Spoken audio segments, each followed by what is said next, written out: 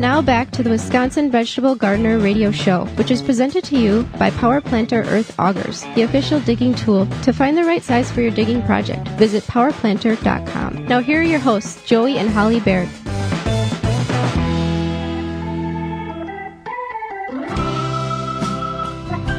Welcome back to the Wisconsin Vegetable Gardener Radio Show. Thank you for being part of the program this week. The WisconsinVegetableGardener.com, your destination for everything that we do, past shows, videos, and a whole lot. Holly, let's go to the hotline and bring in our guest for the week. Bruce Galle is the worm guy. He has over 30 years experience in raising and studying worms. He has also written best-selling books on the subject, one being the one called The 14-Day Worm Castings, teaching others to turn around bedding material into complete castings in just 14 days rather than the normal 3 to 4 months. Welcome to the Wisconsin Vegetable Gardener Radio Show. Bruce, thank you for being. Thank you for having me.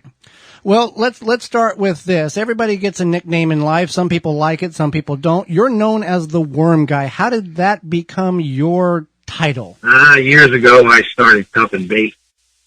Every time I walked in one of my locations to check on the worms and fill them, they'd be there's the worm guy. So I went ahead and purchased the domain. I see. Well, let's talk about. We always talk about on the program how important worms are to the garden. You're the expert. Why don't you kind of share your knowledge of the importance of worms in gardening?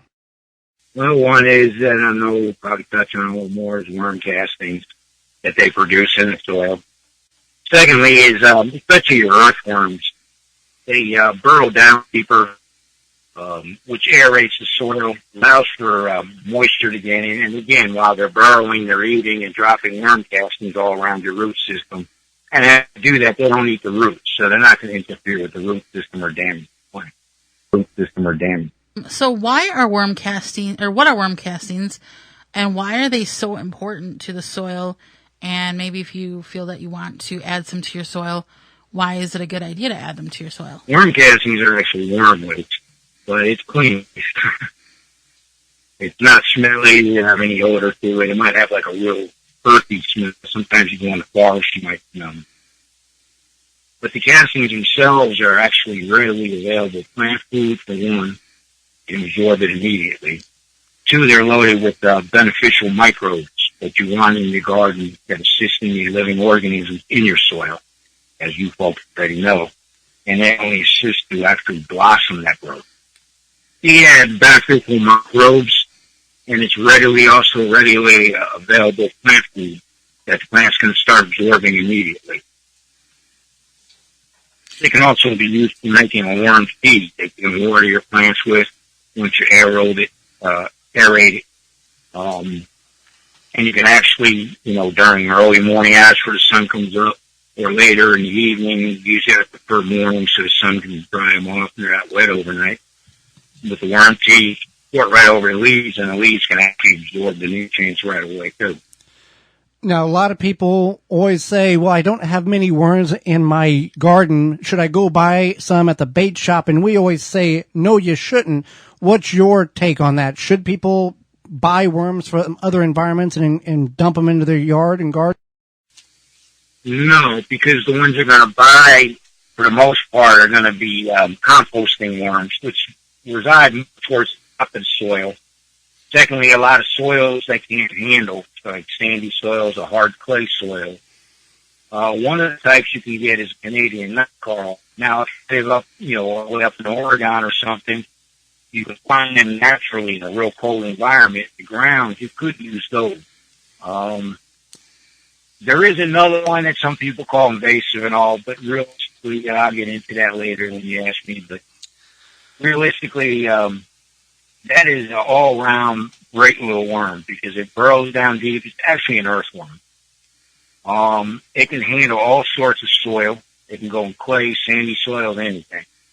It survives throughout the continental U.S., no problem anywhere. If you're in a real cold climate, it will actually burrow down deep enough, and if it gets cold enough, it actually surrounds itself in like a mucus ball as it ties itself up in a knot and almost goes into like a hibernation state for the winter so it can survive the winter. Very, very interesting. You talked about composting worms, and people always want to have a worm bin. And you said that there's specific worms for that. People just can't go in their garden, dig up some earthworms, and go, well, I'm just going to have a composting bin with these guys. It doesn't work that way, correct? It can. I know people have done it. Some worms are not meant for that. They might die off or something, and some may survive. There's over 3,000 species of worms worldwide.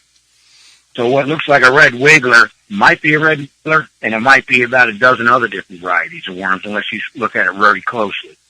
So you could do that, but realistically, if you really want to get a worm bin and get it matured, it's going to take more than a couple worms you got in your garden. You're going to want like 1,000 worms in a regular size tub that's maybe 18 inches by a foot wide and maybe at least a foot deep. And you don't have to material that deep right away as it builds up and they start eating it.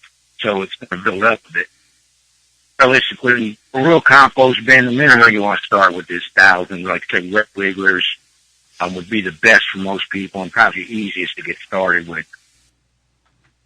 Okay, so here in Wisconsin and other parts of the country, there's the invasion of the jumping worms. They are harmful to native worms. Would something like worm composting be beneficial if the jumping worms do become overly invasive? Actually, people say they're invasive. I've had them coincide with Alabama jumpers and red wigglers. I've ran experiments in a bed in the shade so I could keep the Europeans up top because otherwise it gets too warm for them. There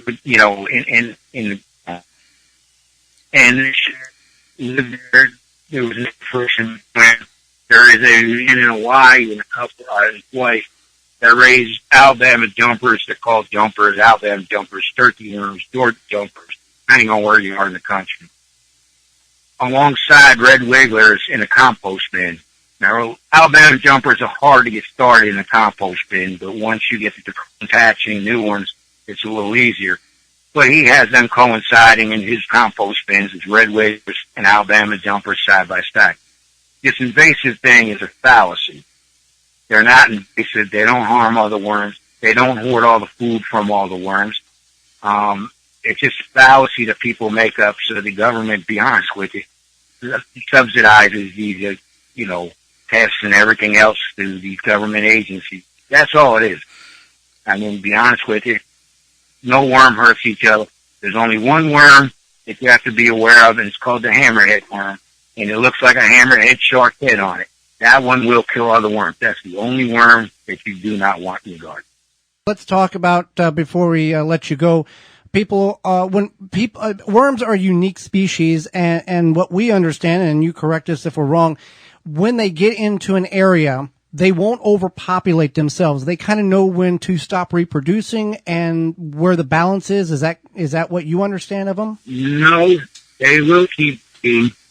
Some worms will actually slow down. Each worm is a little different. Just to be clear. They will overpopulate. What they do then is they start getting stunted for some reason.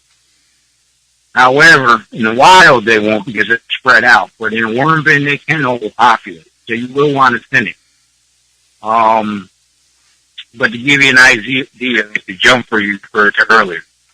The best example, talking to a scientist buddy of mine years ago when I was studying them more complex on, is that worm probably has a Y and another gene in it. And basically, when the cocoons all laid out, because they originate from Asian countries that go through drought seasons, the first rain will only hatch, say, for instance, the X gene. Then the Y's won't hatch until the birth, and that's to preserve the worm. So they do have self-preservation. However, they can overpopulate, especially if they have plenty of food and the right environment. I've had them overpopulate, but they will start getting stunted. Okay. So how can we find out more about you and your worm information? The simplest way is go to thewormguy.com. You can get worms. You can find out some articles. I got more to add. You can buy the books there or the books either way. You can buy paperback. Wormguide.com. Yeah. Well, Bruce, we greatly appreciate coming on the program and enlightening not only Holly and myself, but all of our listeners across the country on one of the best things that we can have in our garden, which is worms. Oh, there's about. Do not go any. Thank you. For more information, please visit thewisconsinvegetablegardener.com.